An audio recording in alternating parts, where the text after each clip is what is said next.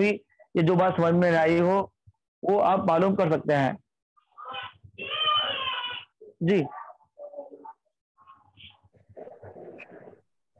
Hello السلام علیکم بھائی. وعلیکم السلام. ہاں میں بول رہی تھی یہ حدیث جو آپ نے بتایا وہ کیا ہم لوگ میں نہیں مل سکتا ہے تاکہ ہم ایگزام کے لیے ہم تیاری کر سکیں. جیسے ریٹن میں رہتا ہے تاکہ آپ جو ورڈز بول رہے ہو تو ہم اس کو لرن کر سکتے تو آپ ریٹن میں دے سکتے کیا آپ جو بول ہاں رہے نا ریٹرن میں بہت. ہاں تو اس کو کر لے, اس کا ترجمہ لکھ لیں کہ آپ علیہ السلام نے فرمایا, میں جیسے بول رہا ہوں کہ حضور نے فرمایا جو شخص میری امت کے دینی کاموں کے متعلق 40 حدیثیں یاد کرے گا, یعنی آپ سیدھی الفاظ میں اس کو نوٹ کر لیں, مطلب کہ جو شخص میری امت تک دین پہنچانے کے لیے 40 حدیثیں یاد کرے گا, جو شخص میری امت تک ہاں دین پہنچانے کے لیے 40 حدیثیں یاد کریں گے تو اللہ ہاں تعالی اس کو فقیہ بنا کر اٹھائیں گے اور میں قیامت کے دن اس کا گواہ بنوں گا.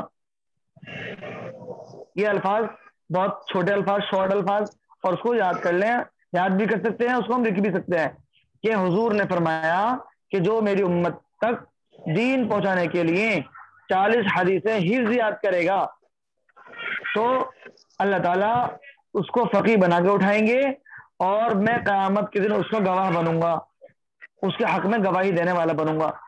یہ لکھ لے, سمجھ میں آ گیا؟ سر جو آپ پڑھاتے ہیں نا, جو بھی آپ لیکچر میں بولتے ہیں آپ اس کو تھوڑا اسپیڈ کو سلو کر کے بولا کریں تاکہ جن کو لکھنا ہے نا وہ لکھ سکے, کیونکہ اتنی اسپیڈ میں جلدی میں سر نہ تو ہمارے کچھ سمجھ میں آئے گا نہ ہم کچھ لکھ پائیں گے. اچھا اور ٹھیک. سر ہاں جی پلیز تھینک ابھی جو بتایا وہ سمجھ میں آ گیا؟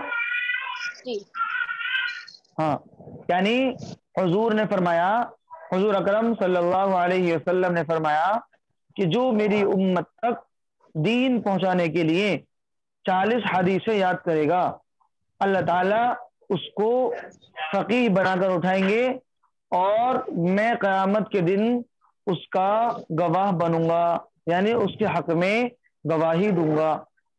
یہ حدیث ہے.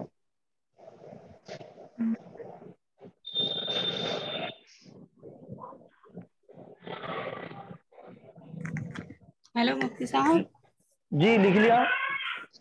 جی مجھے یہ پوچھنا ہے تقدیر باری تعالیٰ اس کے آگے بتا دیں.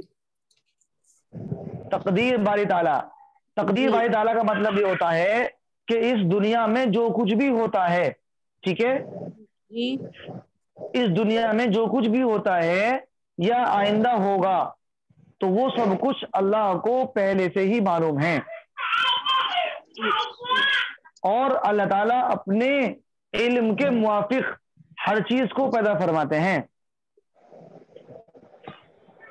اپنے علم کے موافق اللہ ہر چیز کو پیدا فرماتے ہیں.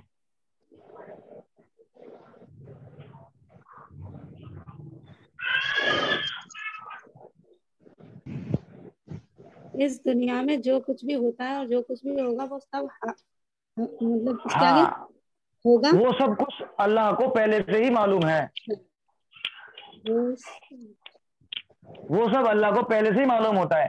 یعنی آپ سمجھیں کہ جو کچھ بھی ہم اپنی آنکھوں سے دیکھتے ہیں دنیا کے اندر سب کچھ ہوتا ہے تو وہ اللہ کو پہلے سے ہی معلوم ہوتا ہے اس چیز کے بارے میں. جی یعنی کہ ایسا نہیں ہے کہ کوئی چیز اللہ تبارک و تعالیٰ نئی چیز پیدا فرماتا ہو یا دوبارہ اللہ تعالیٰ اس کو پیدا مطلب نئے سرے سے اللہ اس کو بناتا ہو جو اب سے پہلے نہیں تھی اللہ نے اب اس کو پیدا فرمایا ہے, ایسا نہیں ہوتا, بلکہ جو کچھ بھی اللہ نے پیدا کیا ہے یا آئندہ کرے گا وہ اللہ کو پہلے سے ہی معلوم ہے اس چیز کا. یہ جی ہمیں اس کا عقیدہ رکھنا ہے, یقین کرنا ہے اس جی بات. اور بتائیں.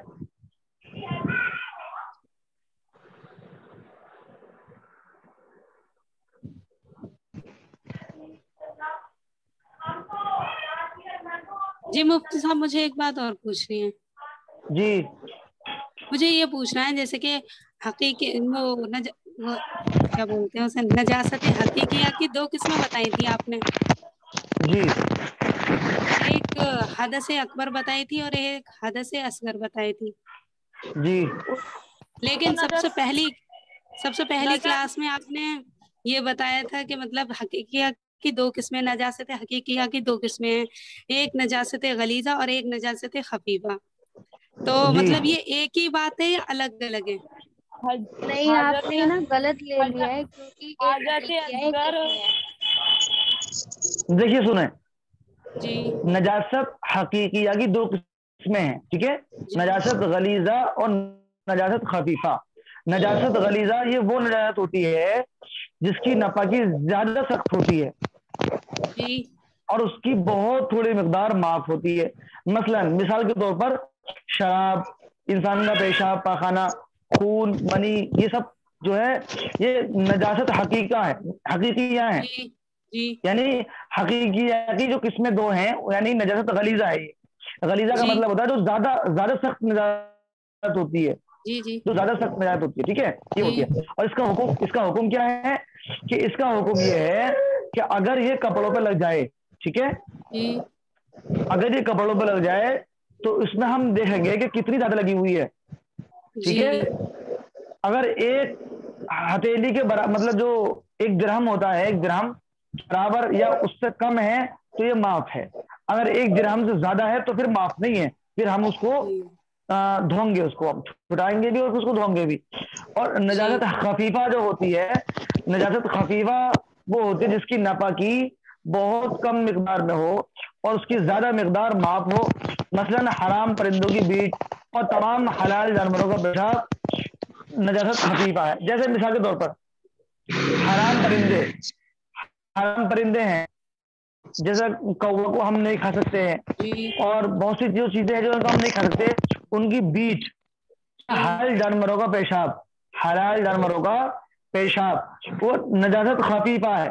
اس کا حکم یہ ہے کہ 1/4 حصے کے برابر یا اس سے زیادہ لگا ہوا ہو تو معاف نہیں ہے، اگر 1/4 حصے سے کم ہو تو یہ معاف ہے. جی لیکن نجاست غلیظہ میں جو ہے وہ 1/4 حصہ نہیں ہے، وہ 1 درہم ہے، اس میں 1 درہم کی مقدار ہے، اس میں 1/4 حصہ ہے. یہ اس کا فرق ہے.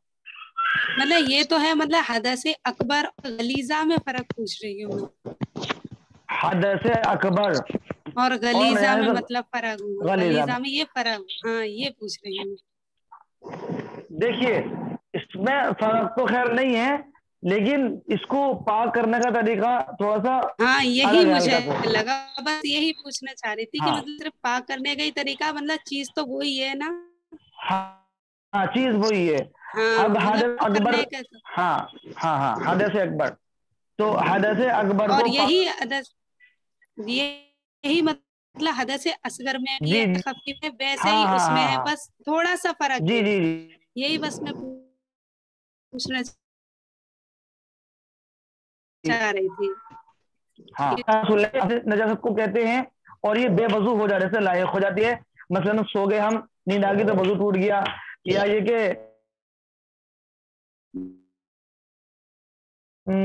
کسی اور بہانے سے چاہے اس کو دور کرنے کے 2 یعنی کہ پاک کرنے کے یعنی کہ دور کرنے کے 2 طریقے ہیں: پانی استعمال کرنا یا پانی پر استعمال قادر نہ ہو تو پھر تیمم کرنا.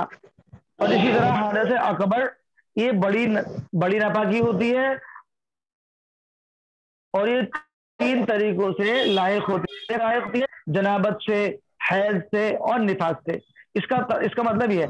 اور لیکن پاک کرنے کا وہی طریقہ ہے جو حدث اصغر کا ہے. پانی پہ قادر نہیں ہے تو تیمم کریں گے، تیمم اگر پانی پہ قادر ہے تو پھر پانی سے ہی استعمال کر لیں گے، اس کو پانی سے ہی دور کر لیں گے. ٹھیک ہے جی ٹھیک ہے. جی. فقی کیا بتانا ہے فقی کے بارے میں؟ مائیں پوچھ رہی ہیں. دیکھیے فقی، ہاں فقی کا مطلب ہوتا ہے، آپ اس کو اگر لغت میں دیکھیں گی، ڈکشنری میں دیکھیں گی تو فقیہ کا مطلب ہوگا سمجھنا، یعنی سمجھنا اور سمجھدار. تو فقیہ کہا جاتا ہے اصطلاح میں یعنی جو مسائل کو جاننے والے ہوں، یعنی جن کو مسائل پر مہارت ہو، یعنی علم کے بارے میں ان کو مہارت ہو. علم یا شریعت کے بارے میں اس کو مہارت ہو, شریعت کو بہت اچھے سے جانتا ہو, بہت باریکی سے جانتا ہو, یا یہ کہ علم کو بہت اچھے سے بہت گہرائی سے جانتا ہو اور مسائلوں کو بہت گہرائی سے جانتا ہو, اسے بولتے ہیں فقیہ اصطلاح میں. لیکن ڈکشنری کے اعتبار سے, لغت کے اعتبار سے بولتے ہیں اس کو سمجھدار. تو مطلب اس کا ہوا کہ اللہ اس کو فقیہ بنا کے اٹھائیں گے, یعنی اللہ اس کو علم کی صحیح سمجھ بوجھ عطا کر کے اس کو اٹھائیں گے. سمجھے؟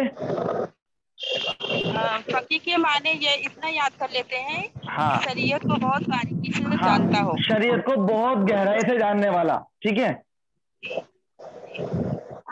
فقیہ کے معنی شریعت کو بہت گہرائی سے جاننے والا. جی جی جی جی شکریہ. مفتی صاحب ایک بات اور کہنی ہے. جی. جی مجھے یہ کہنا ہے کہ جیسے یہ 40 دن کا جو کورس ہے یہ یوٹیوب پہ مفتی صاحب کا پڑا ہوا ہے, تو اس سے ہم تھوڑی مدد لے سکتے ہیں, مطلب سیم ٹو سیم ہی ہے. ہاں سیم ٹو سیم ہے, صحیح ہے. ہاں ہاں, تو میں یہ ساری بہنوں کو بھی بتانا چاہتی ہوں کہ اگر تھوڑی مدد لینا چاہیں تو اس سے مل سکتی ہے, بس کلاسز ہماری الگ. تھوڑی سنیے بہن, تھوڑی مدد کی ضرورت ہے. اس کے لنک بھیجے ہیں نا سر نے, تو وہ ہم کو سیم وہی ہے, ہماری کلاس کا ہی ہے, لنک بھیجے ہیں سر نے. ہاں وہ بھی ہے, مطلب جیسے کہ آگے کا بھی ہم جاننا چاہیں, جیسے کہ کوئی بات ہم بار بار پوچھتے ہیں یہ جو تو ہم ہمارا وہ کورس ہو کلاس رہا سے. ہے ہم کو وہی سنیں گے تو زیادہ اچھا ہے نا. جو ہمارے کورس میں مفتی صاحب بھیج رہے ہیں ہم کو وہی ریفرات سننا ہے, زیادہ ہمارے نہیں, لیے اچھا رہے گا. دوسری چیز ایک یہ ہے کہ اگر کوئی بات آپ